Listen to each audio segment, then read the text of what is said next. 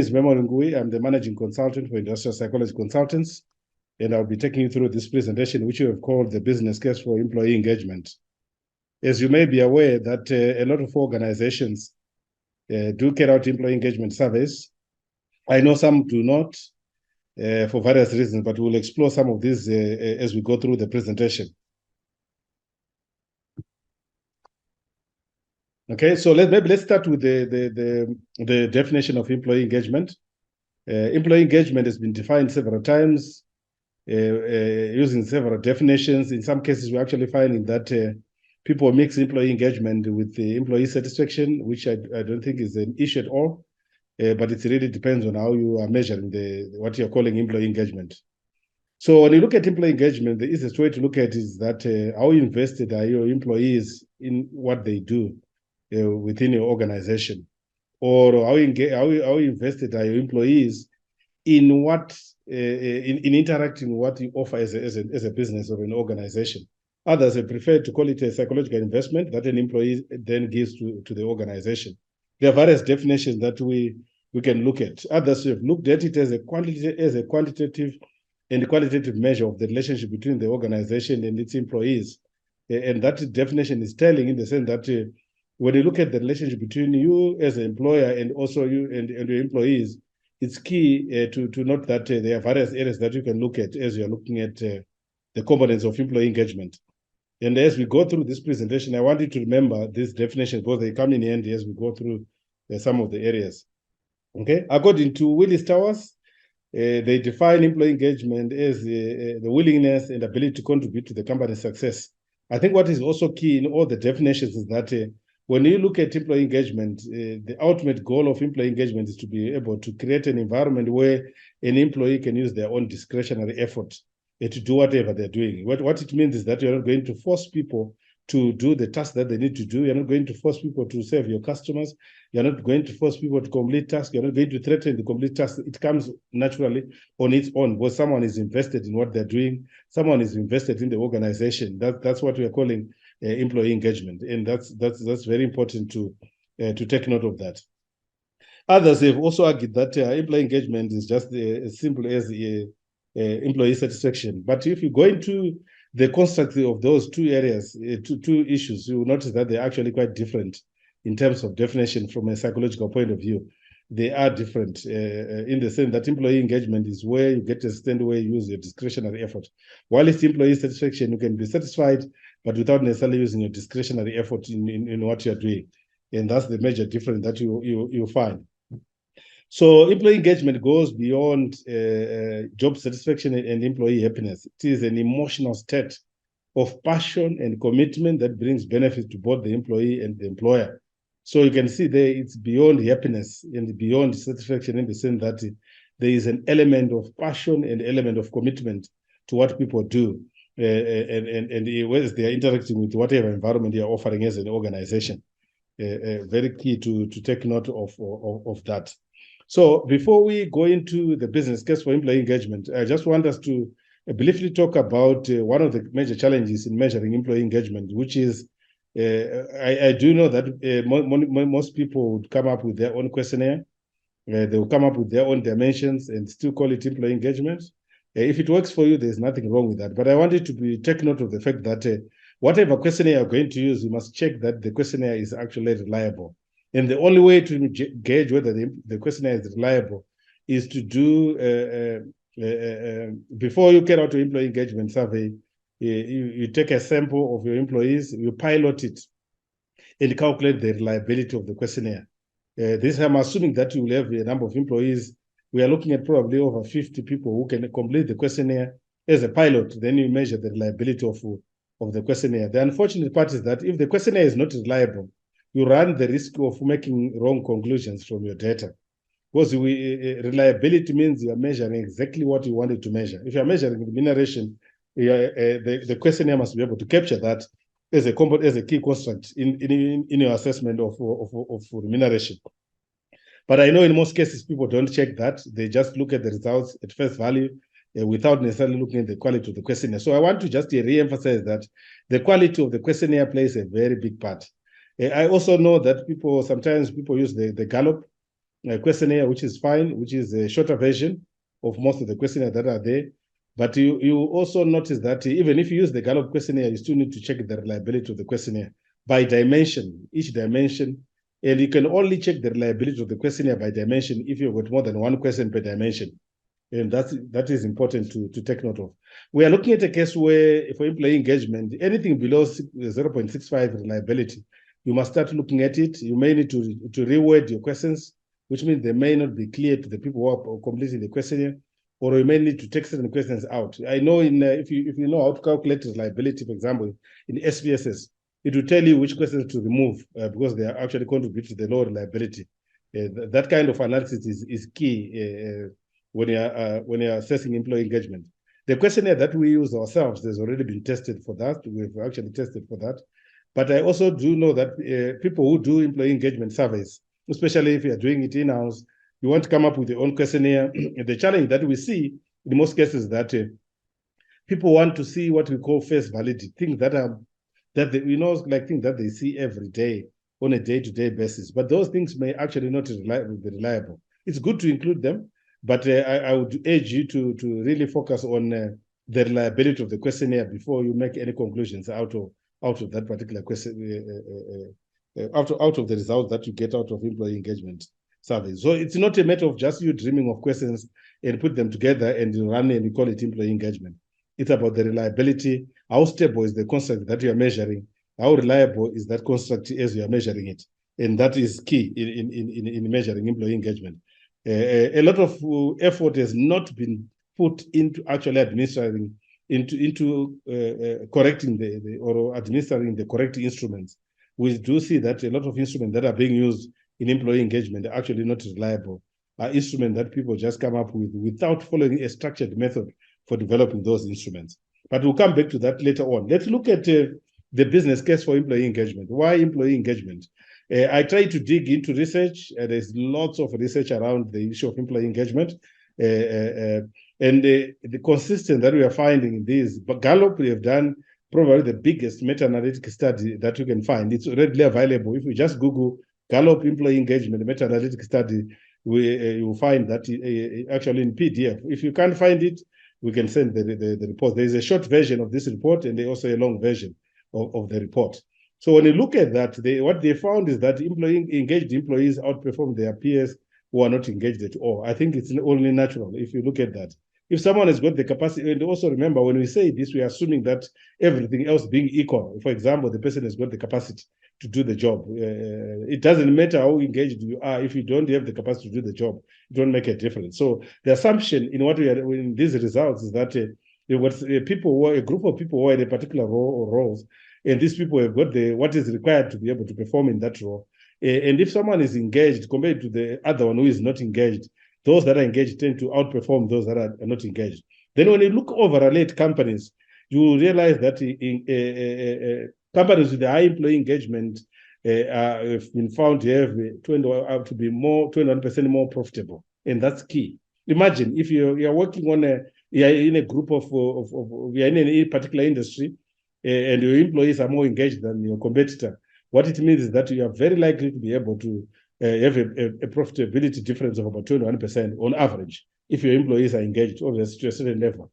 And there's no one who would miss that as a strong business case for carrying out employee engagement. There are so many benefits that drive from employee engagement. The same study, they also found that highly engaged workplaces saw a 41% lower absenteeism. So one of the major problems that we find in organizations is that the problem of unplanned absenteeism, people just wake up, fake sick leave or fake some other emergency and they don't come to work, and the disruption that it causes to the business, it's huge. And most people don't actually assess this, but it's massive. So when people are engaged, they tend to, they normally don't absent themselves unplanned in an unplanned way. So once you reduce absenteeism, the value that comes from that is also massive. 41% low absenteeism, especially when this study was done in 2018. And that's key for us to take note as we go through the business. Okay, so we also noticed that in the same study, they found that work units in the top half of employee engagement, they have a 94% higher success rate in their own organization across a number of performance indicators. If you go into the report, they've got many performance indicators that they looked at, and they found that across all of them, those that were in the top quartile of the, or top half or top quartile, if you look at top quartile, even much better. If you look at top half, their performance across all the indicators was much better than those that were in the bottom quarter. We could equally do the same study here if people were forthcoming, where we just say, okay, we've got 100 companies that have participated in this particular survey. And out of those 100 companies, we rank them and say, okay, let's look at the top quarter, those that are in the top 75%, which is your upper quarter. Are they doing better compared to those that are in the lower quarter? Very likely, according to this study, that you will find that there is a significant difference in terms of profitability, customer service, and many other outcomes, employee-related outcomes, and also business outcomes. You'll find that those companies that are ranked higher in terms of employee engagement, especially in the above 50% or above the median, they've been found to perform much better, 95% higher success rate. Imagine it's almost 100% success rate compared to those that are in the lower quarter. And I'm sure even you can see that in your own organization without necessarily actually doing any engagement. When the employee engagement is lower, you find that a lot of other things tend to go wrong as well in the organization. Why businesses ignore this, we don't know. But it's the telltale signs most of the time that you can actually see them in the organization. The good thing about carrying out employee engagement is that instead of depending entirely on the workers' committee for getting the sentiments of your employees, we are collectively peeping into this particular puzzle of are our employees engaged? Are they happy with what they're doing? Are they emotionally connected to what they're doing? What are the things that are troubling them in terms of stopping them from being connected to what they're doing in the organization? So an employee engagement is a very good tool for doing that. You don't entirely rely on views of one or two individuals or one or two employees. You're actually relying on a reliable sample that then shows you that these employees are actually engaged in the organization. There is no organization that would not want to have a 95%, almost a 95% success rate versus their lower rated employee engaged employees.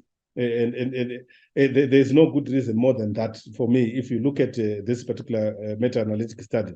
They also found that the business units with high employee engagement nearly double their odds of above average composite performance, which is overall looking at all the dimensions. These businesses tend to do extremely well when you compare to those that had lower engagements in their organizations. And that on its own, it's a good reason for you to be able to then go and implement and justify why it's necessary to periodically. I'm sure you also have heard stories about in other countries where CEOs have been dismissed because employee engagement scores are not looking good. In other organizations, employee engagement scores are a key performance indicator for any CEO or any director. And if those numbers are not looking good, it can lead to someone actually being terminated. That's how serious other organizations take the issue of employee engagement. I remember some time back when we had an employee engagement survey for one organization, and obviously they ignored the results. Someone came in as a new shareholder, looked at those results, and said, "Why did you not do anything about this?" They had no answer. And I know I have heard that some people had to go home because of that kind of situation. So when you look at this 2020 Gallup research report, it provides that employees have engaged employees have a 10% higher employee and customer loyalty. So the more engaged your employees are, the more they serve your customers, the more they create a good connection, a good relationship with your customers, and that tends to lead to better employee loyalty. And one of the highest correlation in any of the performance outcomes that you find in any business between employee engagement and it's between employee engagement and customer satisfaction. That's where you find the highest correlation. So the higher employee engagement, the more customer service or customer satisfaction you get. Good and happy and engaged employees tend to serve customers better than disgruntled employees. I'm sure you've walked around in organizations. You can already tell just by looking at the way the service that you receive and the interaction that you have with the employees they're giving you the service. You can tell that this employee is completely disengaged, out of touch with what they're supposed to do. The research also suggests that 18% lower turnover is in highly organized, engaged organizations. So when you look at turnover of employees, another key outcome that every organization should worry about. So when employees are disengaged, they also tend to turn over at a much faster rate than when they're engaged. And who would not want to work on employee engagement if it can lower or reduce the chances of your employees leaving the organization? I think for me that's very key for you to be able to look at that and say, what value do we get from employee engagement? And one of the missing points that we see in practice that companies tend to do their employee engagement less frequently and in an erratic way, in the sense that they don't do it consistently. So they do 1 year, they skip another one, do 1 year, skip another one. Once you start doing that, there is no way you can then be able to link your own data that you have in terms of employee engagement and your own business outcomes without necessarily even worrying about Bagalo. If you consistently do this, for example, for a period of 6 to 7 years, and you're looking at this data, or more, others I know they do quarterly, others they do half yearly, the better, especially if you're using the shorter version of the questionnaire. So once you start collecting the data on the employee side, you can actually correlate that information with things like accidents, with things like safety incidences, with things like customer outcomes, with things like profitability and revenue.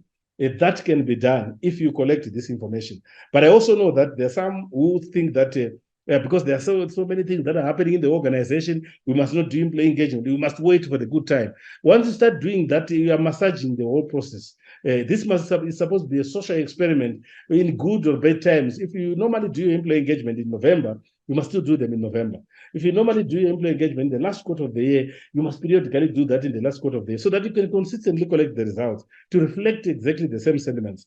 And once you have done that, you can then collect information about your key performance indicators. Put them in an Excel sheet, for example. If you've got 9 time incidences, let's say from 2010 or whatever numbers you have got up to 2022 or 2023, you put all your performance indicators in each column. Employee engagement, customer satisfaction, if you're collecting safety incidences and everything, you'll find the correlations that come out of there very interesting. The good thing is that you can then use your employee engagement to predict what kind of outcomes you can get when you run this in a regression equation. That's important for you to do. But I know that most people do this erratically, and they don't really have a pattern of what is emerging in terms of their employee engagement. And that, for me, is a lost opportunity. Organizations are losing a glorious opportunity to be able to relate their employee engagement data to their own data, performance data. Because besides just looking at the overall performance, the overall engagement index, you may also want to look at other sub-dimensions, remuneration, things like management, leadership, strategic direction, all the facets that you measure. You correlate those to your business outcomes. And if you've got a big organization, you don't necessarily have to wait until you've got a time series for years. If you, for example, you've got 10, 15 departments or a section where you can break your engagement levels by those sections, you can correlate by department. You can correlate your employee engagement by department to turnover, for example. You can correlate it to many other indicators it could be safety incidences, it could be customer satisfaction, it could be many other things that you track in your own organization. Look at the relationship. Where you find positive relationships, dig deeper so that you can then be able to use your employee engagement to predict actual performance of the organization. That is doable.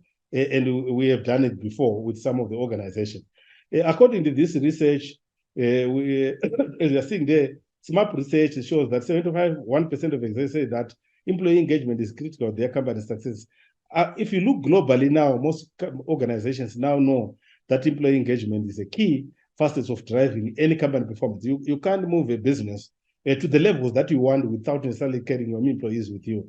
And you can only know that you're carrying your employees with you by making sure that you periodically get their sentiments through an employee engagement survey. Or if you want to call it, they're actually validated employee satisfaction survey questionnaires that are there. You may want to default to those ones and use those same employee satisfaction surveys. Then what was also found is that high engagement results in less accidents. A Queen's School of Business study revealed that disengaged employees have 49% more accidents, 60% more errors and defects. Imagine where the accidents are a key issue. And if you can get employee engaged, you imagine you can look at that 49%, it's massive. Then when you look at the the 60% more errors. Imagine you're in a bank and employees are not engaged, the number of errors. And there are also in other industries where errors can be costly and appreciable. If you can reduce that by that margin of 60%, that's a significant number that you may want to look at. Okay. Again, according to the same study by Gallup, they found that engaged employees produce output that is 41% higher in quality. Just imagine where quality matters. You are producing a product, your engaged employees tend to produce better quality across industries. And that's, for me, is key. And you can see the value that this is bringing to any organization. Like I indicated, I think especially in our situation in Zimbabwe, the major disadvantage is that we do employee engagement in an erratic way. There's no pattern to the employee engagement. And more importantly, I think probably the major drawback is that people do employee engagement, they see the results, they are not happy with the results, they ignore the results. Next time they want to do another employee engagement, people don't complete the questionnaire. The response rate is lower because you didn't go back to the people and say, this is what we found and this is what we are doing about it. On this, we can do this. On this, we can't do it because of various reasons. Employees understand that. But if you are going to ignore bad results and only look for good results, there's no reason for you then to do employee engagement. And I can assure you, even globally, when you look at some of the case studies, you notice that people who have ignored employee engagement the results, somehow, it caught up with them. And in some cases, actually ended up losing their own jobs, especially those in HR, who then ignore the results. I know in some cases, it's not entirely HR that is saying, let's not work on the results. It could be the CEO, it could be other directors who are unhappy with the outcome of the employee engagement. But once you, as the HR professionals, you must get to a stage where you say, this is, for me, there is no other strategic imperative in HR besides making sure that employees are engaged. Given the outcomes and the impact on the business outcomes that we have noted. Why would anyone leave that out if they are crafting a strategy for their business? I don't see any reason why this should be out. It should be one of the top priorities for any organization. So when you look at the IPC engagement dimension that we measure, we've been working on this particular questionnaire for a very long time. And what we found is that we have taken out some of the dimensions that we found not to be reliable or not reliable, to have lower reliability, but we have left others there. So the dimension that we measure, commitment and loyalty, satisfaction, which is just overall satisfaction, how satisfied are you with the job that you're doing? Then we also measure intention to quit. Why is this important? As you are doing your employee engagement, it's an opportunity to get a sense of whether employees are really actively looking for jobs and they want to go. Yeah, there is an intention, a validated intention to quit questionnaire, short questionnaire, validated intention to quit questionnaire that will incorporate in the engagement, the employee engagement survey. When we are calculating employee engagement index, we don't use that. We don't include these questions. We use them to calculate what's called intention to quit or intention to stay. And the research shows that when you get, let's say you find 60% of your staff want to quit, you discount that factor by 10, which means 50% of your staff are very likely to quit within a particular period that you are looking at. So that's how you calculate the intention to quit. It's a pointer. It's what you call a predictive measure, in the sense that it gives you pointers to whether employees want to quit your organization or not. We also look at job design. This is basically looking at the job itself. Do people enjoy what they're doing? Do they enjoy how the job is structured? And if they enjoy how the job is structured, this is one of the major contributors to employee engagement when you look at it. Then remuneration, a perennial problem across organizations. We rarely have done any survey where we find remuneration is around 60, 70. Rarely. Okay, majority are looking at 20 to about 55. And around there, you also notice that there are others that will obviously be outside of that range, a few that will be below 20 and a few that are above 20. But of all the dimensions in this country, of all the dimensions that have been measured since 2010, this is the one that has been rated lower. But also I want to emphasize, when you then run a regression of the employee engagement dimensions in terms of contribution to the overall engagement, you find that remuneration adds very little to the overall engagement. What it means is that whether employees are engaged, you pay them very highly or not, it doesn't affect the overall engagement that much in terms of contribution, in terms of the construct itself that is called employee engagement. I'm not saying don't pay people, but also don't expect that your engagement levels will spike simply because you are paying people double what you've been giving them. And also remember, more importantly, that remuneration has got a very weak correlation with actual job performance. Okay, so this must be also an issue. So it doesn't necessarily mean if you pay people more, they're going to produce more. The relationship, where it has been found, is very weak. In some cases, actually, they find a zero correlation in some of the studies. But it's up to you. You can dig deeper into that. Look at what you think is important to your organization. But I'm just highlighting some of the pointers, because I know some people will say, let's go and pay people, let's review remuneration so that we can increase employee engagement. Because the problem with the remuneration is that if you give people money now, it gives a temporary relief. A few months down the line, because employees naturally, when they earn more money, there are more things to do with that money. And after a few days, they're already looking for more. So they go back to relapse to their own usual ways. Learning and development opportunities. This looks at whether people in the organization feel that they're being given opportunities to develop. And this one is looking at two issues. One is, are you creating opportunities for people really to be able to learn within your organization? That's what it's looking at. It's not necessarily funding. You're just creating an opportunity for people to be able to learn either on the job or off the job. Supervision, this one looks at the immediate supervisor in terms of whether the supervisor is actually giving the necessary supervision and feedback to the employee in terms of guidance. Not necessarily your supervision is in the term supervision, but in terms of guidance, they get the necessary guidance and coaching from the supervisor. It's also very crucial. The relationship with your colleagues is one of the factors that have been found to predict employee engagement and other outcomes. This is where if someone is working in a particular organization and they've got very bad relations with the people that they work with, they're likely to quit the organization. And this has been proven through research. So what this means is that relationship with your colleagues, we are really going to the realm of teamwork, people working together, and does the individual feel that they're getting the support that they require from their colleagues that they work with? If that does not exist, there's likely to be burnout. There's likely to be, the person is also likely to quit. Communication, another low-rated dimension across industries in this country. I don't know what the problem is, because most people think that communication is dishing out information. But also remember, communication is about giving people an opportunity to be heard. And that's what we are talking about under communication. Leadership, yes, in some instances, we find this to be low rated, as I will show you in the result that I'm going to show you, showing the trends on employee engagement, especially for Zimbabwe. You will notice that leadership, on leadership, the core focus is we are looking at issues to do with, do leaders in this particular organization lead by example, for example? Do they walk the talk? And that's the key question. The questions are centered around strategic direction. Surprisingly, we find that most of the organizations, on this one, this is one of the highest rated dimension. This is because the question that are being asked there is: do employees, as an employee, do you understand where the organization is going, and are you willing to be able to support this organization in terms of direction? You'll find that in most cases, this is highly rated. The engagement index for this ranges from as high as 65 to as high as 90. And people, it means in organized, there's no shortage of clarity in terms of where the organization is going.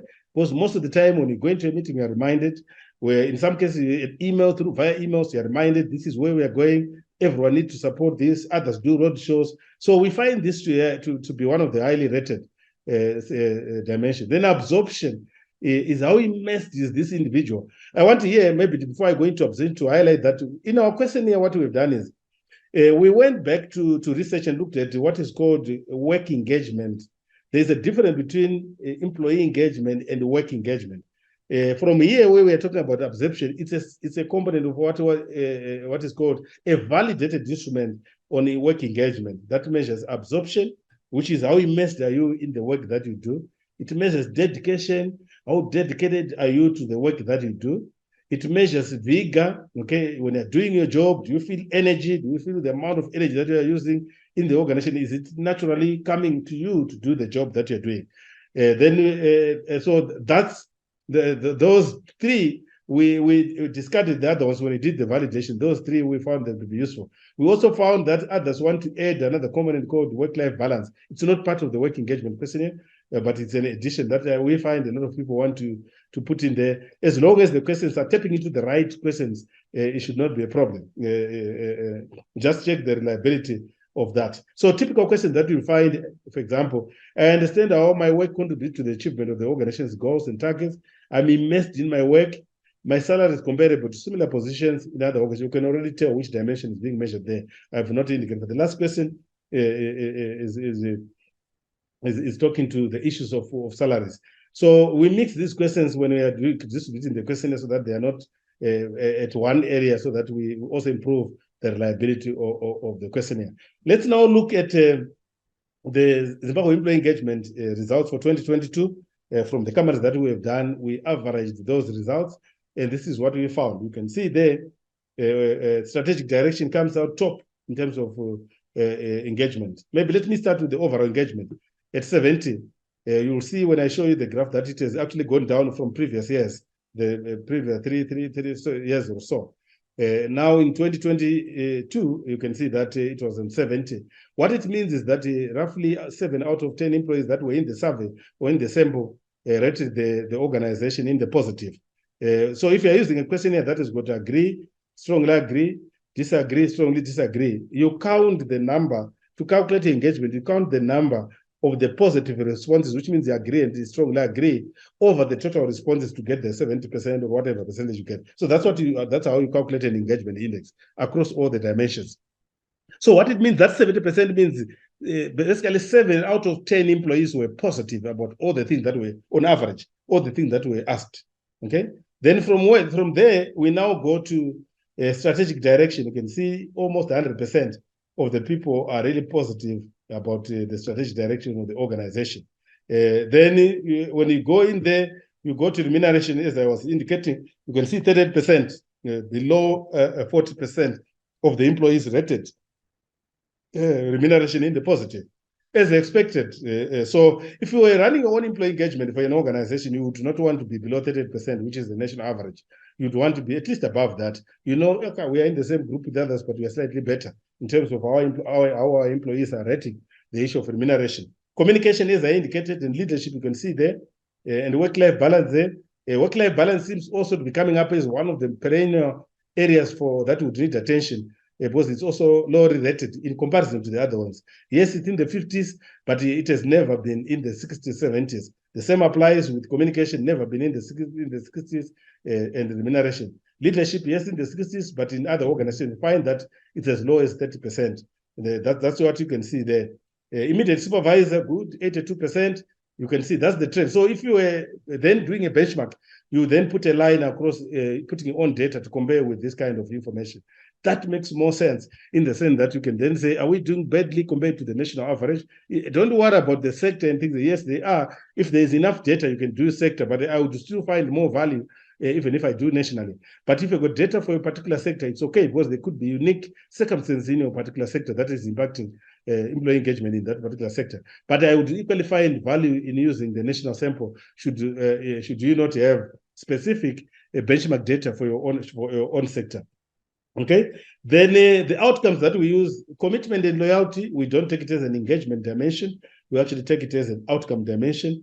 We also take satisfaction as an outcome dimension, and intention to stay. For example, overall, intention to stay was 79%, which means roughly 70% of the employees in the organization that were surveyed were actively looking for jobs, and if they found something new, exciting, they would go. Imagine if you're 70% of employees on the lookout for jobs.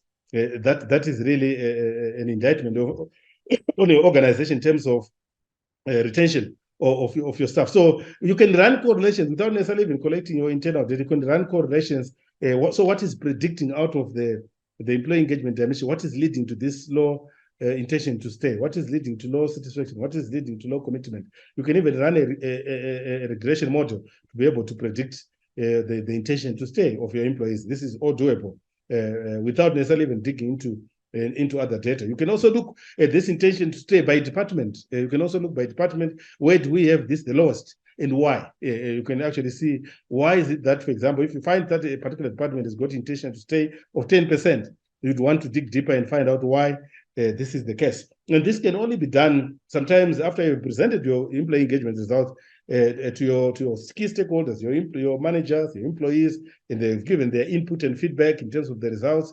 You may actually want to go a step further, which is what other progressive organizations will do. They will then do focus group discussion to go into, get more qualitative information about all these findings. You present to the group of employees, you ask them probing questions about, for example, why did we get the intention to stay so low? What are the challenges? Why is it that people want to leave the organization? Get more qualitative data. Out of that more qualitative data, you can then come up with action plans to address the issues that are being raised.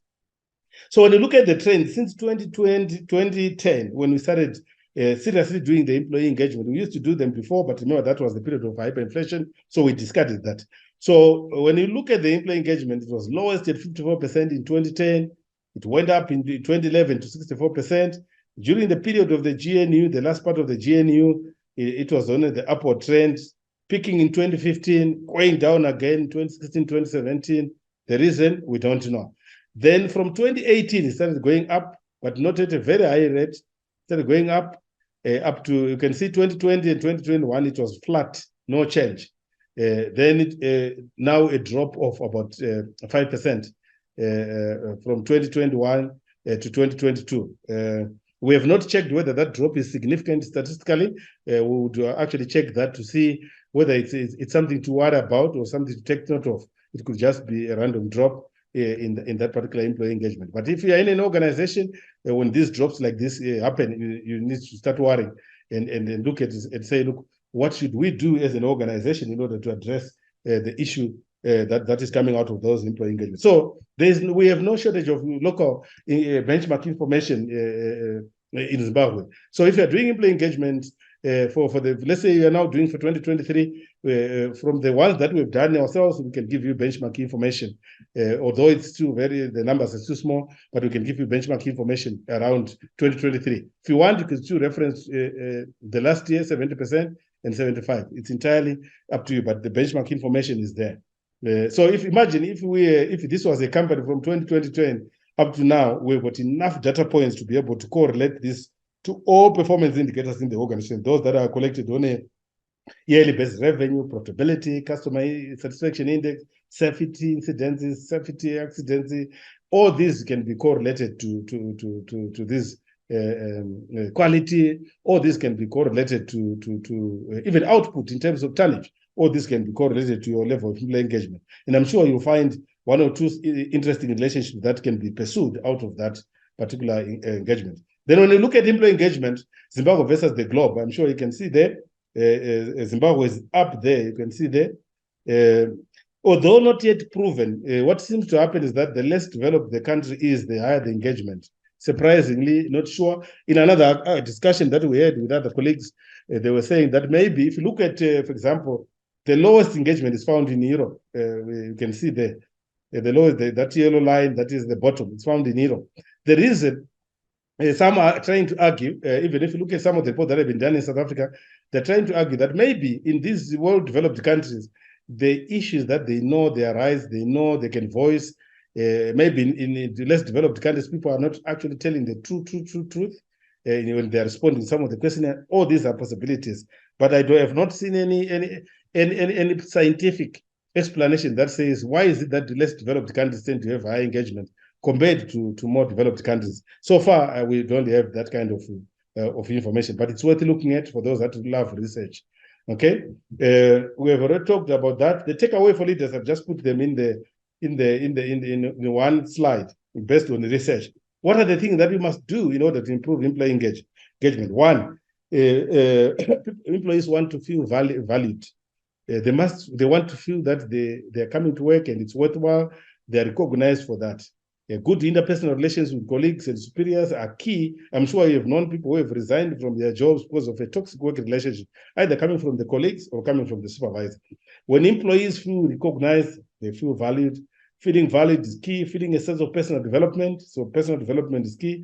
Psychological safety, I cannot overemphasize that. Companies that tend to have more psychological safety tend to have higher engagement. That's why I've singled out psychological safety in bold there. Positive interpersonal relationships, a repetition, supportive management style, feeling respected by the system, which means the organization and its policies. If the policies and respect the employees and acknowledge that the employees are valuable, they tend to get high engagement. Trust, security, and predictability in terms of how the organization deals with certain behavioral consequences within the organization. There are many more. The list is long, but I've just highlighted these so that we can take the look at those as we are trying to come up with employee engagement strategies.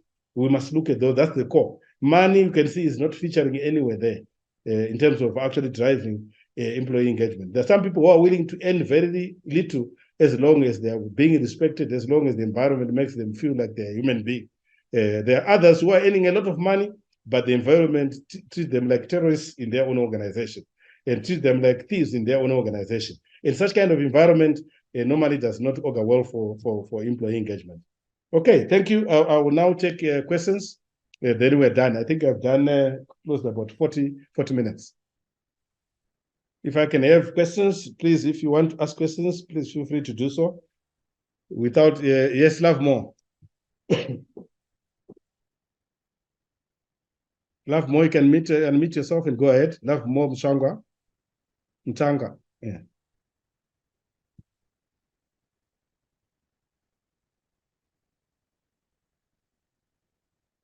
Any questions? Can you hear me now? Yes, we can hear you now. Hello? Yes, we can hear you now. Hello? Yes, we can hear you. Yes, we can hear you. Maybe while he's addressing his, there's a question, what is the recommended EEI at institutional level? Normally, you know what, people normally would say, if you are doing badly, you must be up above 50%. But I would use the benchmark more. If you look at this situation for the past 4 years or so, I would say anything below 70% would be considered below the benchmark. But if you are doing terribly wrong, badly, sorry, you should be at least above 50% in terms of employee engagement. Okay. If we can't hear you, you can put your questions in the chat. We will be able to answer those questions quickly.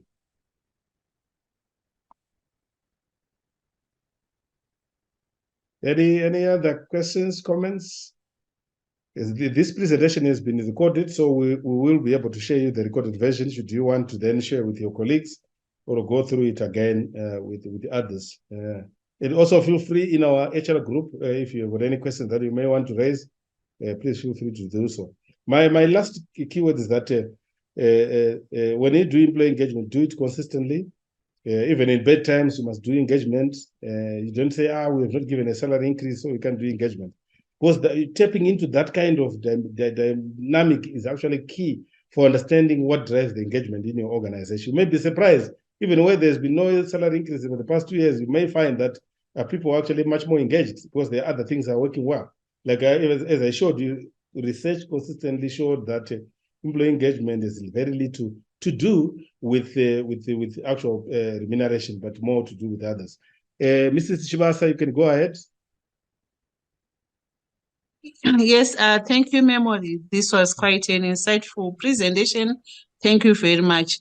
There's a slide that you showed towards the end, which is comparing Zimbabwe and the rest of the world.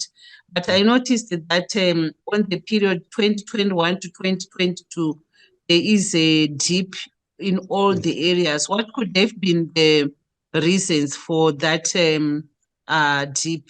It looks like it's a uniform. Yeah, this particular graph, I think it's probably reflecting global trends. I had not looked at it from there, but you can see there is a dip across all the jurisdictions. It could be an indication of something, but if you notice from 2020, that's when the dip started. That we were at the peak of COVID, if you remember, in 2020 and partly 2021.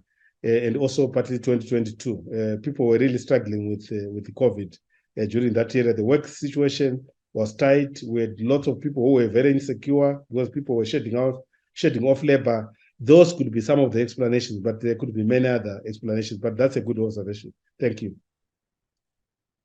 Memory Macheka, your hand is up. You can go ahead.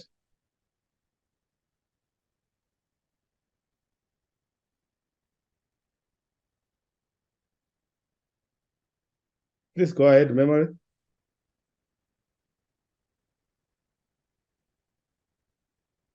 Oh, hi. Sorry about that. So thanks, Memory. I noticed you said that you adjusted your survey, I think in 2017.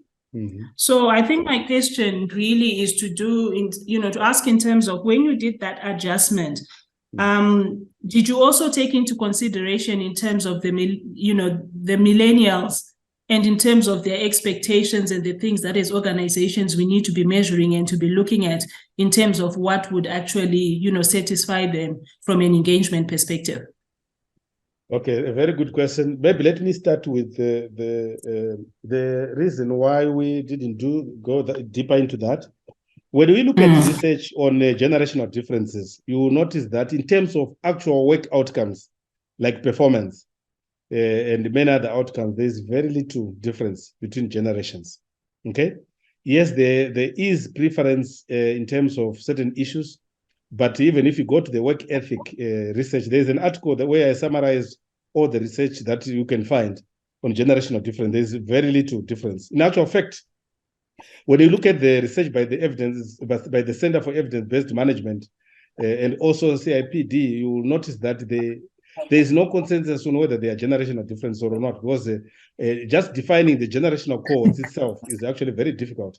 For example, if you say someone is a born-free, they were born after 1980. What about someone who was born in 1979? Do you think there's a significant difference? So where are the markers? You understand? So the major challenge is on the actually defining generational cohorts. So on the basis of that, I can share that article with you. You will be, if you love generational difference, you will be really disillusioned from what they found. In some cases, they actually did experiments and field studies, and they still found there are no significant differences in generations. For example, one of the major things that people always say, they say, the old generation is techno-savvy, the new generation is techno-savvy, the old generation is not. In actual fact, one of the field studies and experiment that they found that there's actually no significant difference in innovation between what they are calling the old generation and the new generation. There's no significant difference in innovation. Yes, people may prefer certain technology and everything, but actual performance in terms of generational differences, there's nothing. There's nothing. But I do hear where you're coming from. It's an area that we can explore. But in terms of real value, even if you look at the Gallup study, the meta-analysis, they rarely focus on that because they know that there are challenges in terms of actually defining generations and getting value out of it. It's very good at face value, but when it comes to actual value for you to invest money in separating the generations, I wouldn't invest in that. Thank you. Okay. Yeah. All right. Thank you. Jane, Nema, your question, your hand is up. You can go ahead.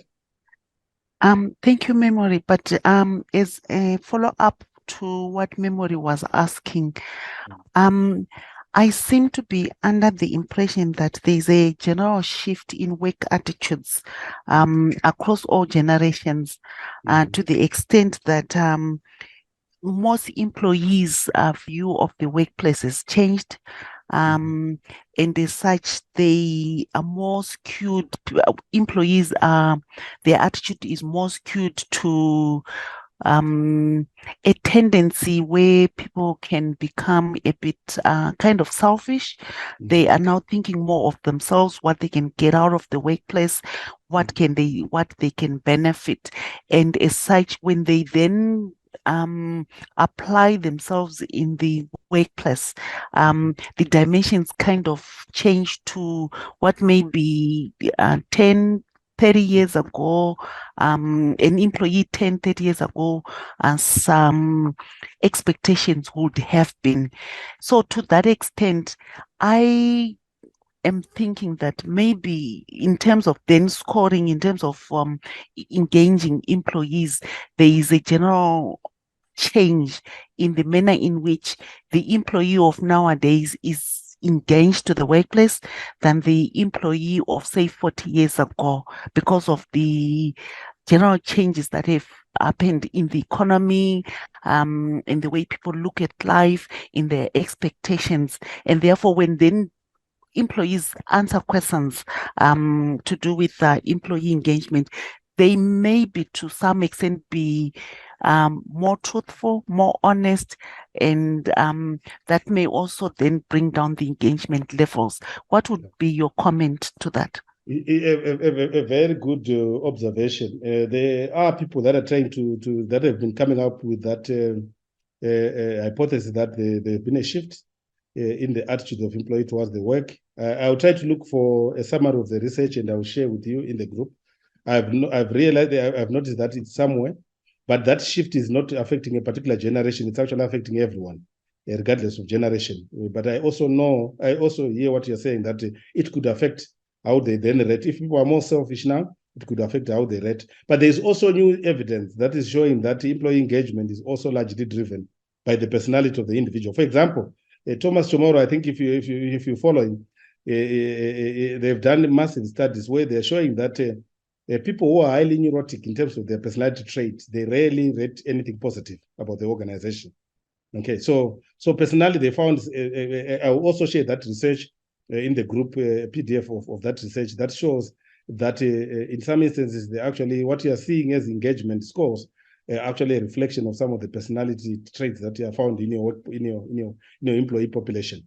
What I can't remember the exact percentage variation that it explains, but it's something that new that has come just now in terms of meta-analytic studies that have been done. But I want to pursue your Jane, your suggestion. Soon after this, I'll just go into my research database and look at what are they saying. Have employee attitude changed? Have they changed over the years towards their work? And I will share the results with you. Thank you. Mrs. Goba. Thank you so much, Memory, for that presentation. It was very, very good. And I would like to add on to what the previous speaker raised.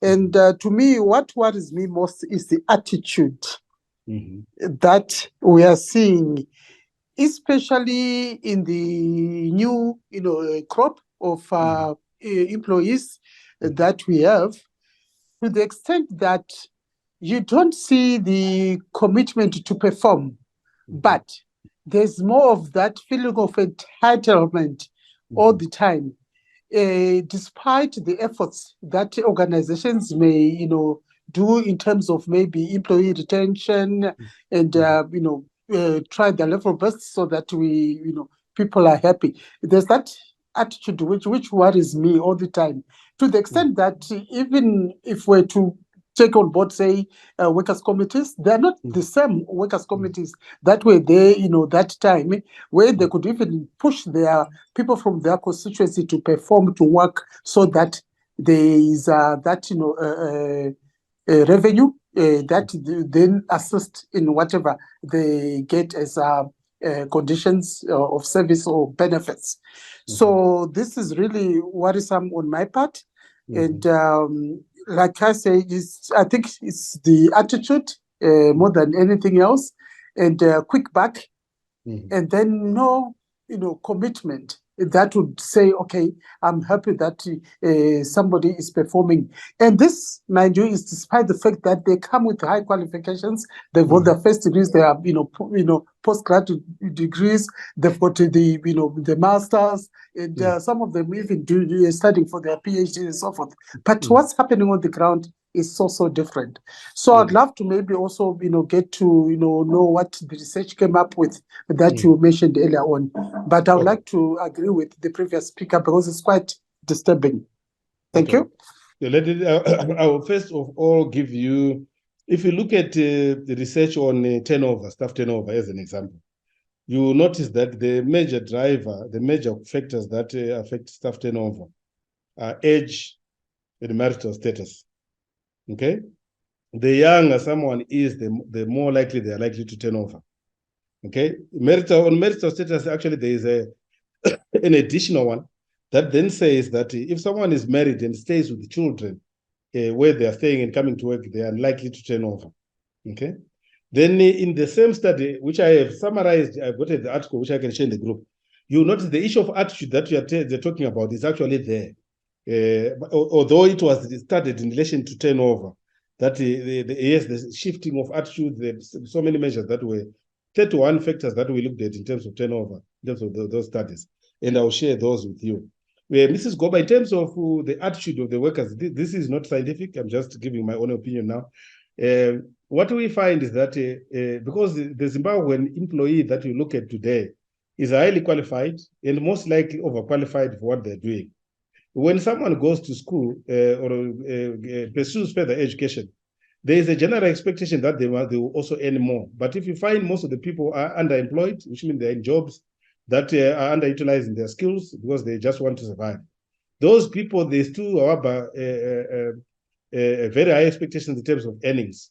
And that tend to also affect their attitude. This is my thinking. I had a conversation with one CEO, it's actually at board level, where someone was, where they were saying that what is worrying is that the people are going to school and all this, and it's actually putting pressure on organization to recognize that they've gone to school. And they must be recognized for having gone to school and through remuneration and things like that. That's what the CEO was observing. He said, look, we're just creating just too many expectations by funding these people to go to school. It's good for people to get educated, but it's also creating a remuneration dilemma where people, after finishing whatever they're doing, they come here, they go spend another 1 to 2 years without any recognition of their extra qualifications. They can become disgruntled, and obviously they disengage from the organization in terms of employee engagement. So that's my view, but the others could have their own perspective. But thank you for the contribution. Let me go to Consider Mpande. If you can unmute yourself and speak. Oh, thank you so much. Can you hear me? Yes, we can hear you clearly. Oh, great. I kept thinking about organizational culture as we had this conversation, and I thought to myself, all these things that we spoke about to say we need to measure when checking employee engagement really are things that shapes a good organizational culture. And I think if we as HR people spearhead good organizational culture, employee engagement will be really not an issue. I don't know if that's relates to what you presented, but I kept thinking about organizational culture, good organizational culture. I don't know what you can comment around that. Okay. Thank you. Yeah, I love organizational culture. There's still debate around that. If you go to the Center for Evidence-Based Management, which I would consider the premier source for everything HR in terms of what works and what doesn't. And also, if you go to maybe you should bookmark this. Go to Center for Evidence-Based Management, CIPD. They also do have very good information on research on each area, and also go to Science for Work, a website called Science for Work. They also share some of these things. There is a conclusion that came out of that study that shows that organizational culture very difficult to define and also very difficult to quantify. And the research that has been done now so far, linking organizational culture to organizational performance, they show a very weak and negligible correlation, significant but negligible correlation. Others may want to debate that because of what they are seeing on the ground. But you are right. At face value, if the culture is right, engagement will be right. That's how I would agree with you. But over the past few months, I've started questioning myself in terms of if you don't measure the culture correctly, you could actually make the wrong conclusions. The culture is a very elusive concept to measure. You need to do that properly. You can't just wake up today and just come up with a questionnaire and say, I'm measuring culture. You need to go back to those that are questionnaires that are validated, that are tapping into the right construct. But I hear you. It's something that we can debate as colleagues and HR professionals. That culture, when culture is right, you can actually the employee engagement will fall into place. Yeah. Then there's another question here that says, my question is Zimbabwe seems to, this is Lovemore, seems to be doing well in terms of employee engagement when compared to global, but most companies are in distress and subsiding. You know, that is our data giving us the correct signal as companies to make decisions. That we have been struggling with that. I think, remember, I also mentioned it started with why is it that developed countries tend to have lower engagement, which is the opposite. We would expect the developed countries to have better engagement than developed countries because of poverty and many other things. But developing countries tend to have higher engagement compared to the developed countries. It could be the same. I have no explanation for that. We could pursue this question further, and why is it like that? I have no answer. Why is it that our engagement seems to be higher when if I let me just put the graph again so that we can. If I put this graph, you can see. I will look at Europe. Europe is this yellow. And Zimbabwe, you can see the highest, the gray that you're seeing is Latin America, where you find most of the countries are developing countries. And Zimbabwe, obviously, representing, if you look, Africa is not far away from Zimbabwe. Yes, it is to some extent, but it's also high. As you go down, you will see Europe is followed by North America. Okay, this is Canada and others, which are more developed. So developed countries tend to have lower engagement versus the developed countries. But to say I've got an answer, I definitely don't have an answer for that. But we can, as we get more data, we can probably do much more deeper research on it. Thank you. Any other question? Then are there not people who are naturally fully engaged in whatever they do, regardless of the environment? Correct. That's why I was saying the study that was shared by Thomas Chomoro that shows that there is an element of personality. There are some people, for example, if someone is a highly agreeable individual, you will find that regardless of the challenges that they face, they are always positive. So they are very likely to be engaged, whether there are problems or not. But I will share the study with you. I will actually share the study with you soon after that. That links employee engagement to personality. And I also check the one on generational differences, if there are any, on engagement, and also work attitudes. Are there any generational difference in work attitudes? Yeah, I will also check that.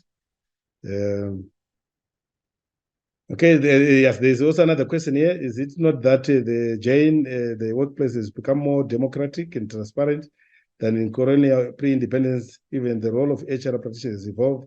There's definitely a new kind of employee who may be engaged to his job and not to the employer. That's correct. Because if you look at our engagement questionnaire, it measures work engagement, which means if you look at work engagement and the dimension that measures employee engagement, which is the environment, the work engagement is always higher than the environment, which means people enjoy what they're doing, they love their job, but the environment in terms of remuneration, supervision, leadership, and communication could be bad. That's another reason that we can put there. Others say, I think Zimbabwe is unique. We need to invest more into getting reasons from the surveys. I totally agree with you on that. Okay, I think we're done. We are almost at 3 o'clock, an hour. We're slightly above 3 o'clock by 3 minutes. So thank you so much. This we will share the presentation once we have edited to take out the time when we're not doing anything, but this will be shared. Enjoy the rest of your day. Thank you. Okay, thank you. Thank you.